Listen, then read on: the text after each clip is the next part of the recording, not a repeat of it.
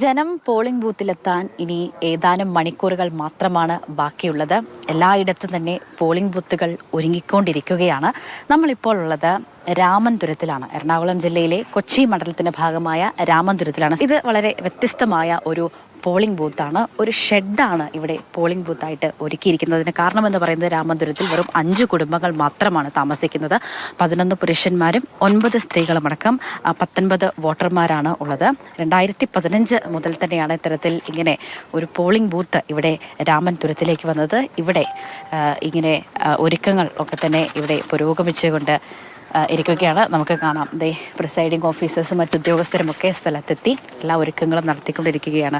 എങ്ങനെയാണ് രാമൻതുരത്തിലൊരു അവസ്ഥ? എങ്ങനെയാണ്? രാമൻതുരത്ത് ആകെ 5 കുടുംബങ്ങളാണുള്ളത്.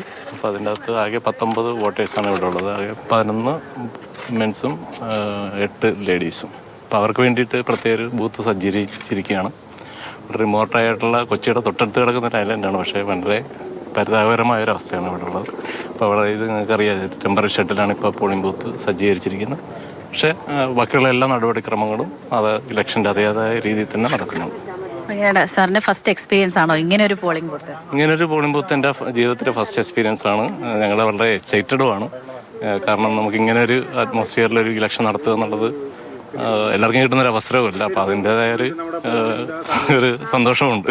വളരെ പ്രകൃതിയോട് ഇണങ്ങി നിൽക്കുകയാണ്. ചുറ്റും നോക്കിയ മരങ്ങളും ഒക്കെയാണല്ലേ? അതെ അതെ അതെ, വളരെ ഒരു കാടിൻ്റെ നടുക്കുള്ളൊരു ബൂത്ത്.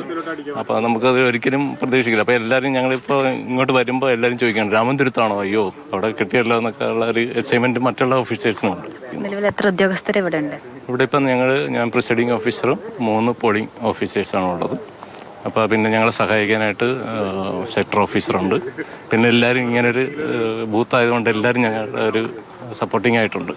ഒരു തുരുത്ത് എന്ന് പറയുമ്പോൾ തന്നെ നമുക്കറിയാം, 4 പാടും വെള്ളത്താൽ ചുറ്റപ്പെട്ട് കിടക്കുന്ന പ്രദേശമാണ് ഈ രാമൻതുരത്ത് എന്നത്.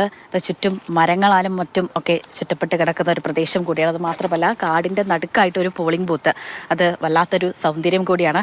അപ്പോൾ ഏത് പ്രയാസമേറിയ സ്ഥലത്തും കടന്നു ചെല്ലുക, വോട്ടർമാരുടെ വോട്ട് അവകാശം ഉറപ്പാക്കുക, അതുതന്നെയാണ് ജനാധിപത്യത്തിൻ്റെ ഏറ്റവും വലിയ സൗന്ദര്യവും.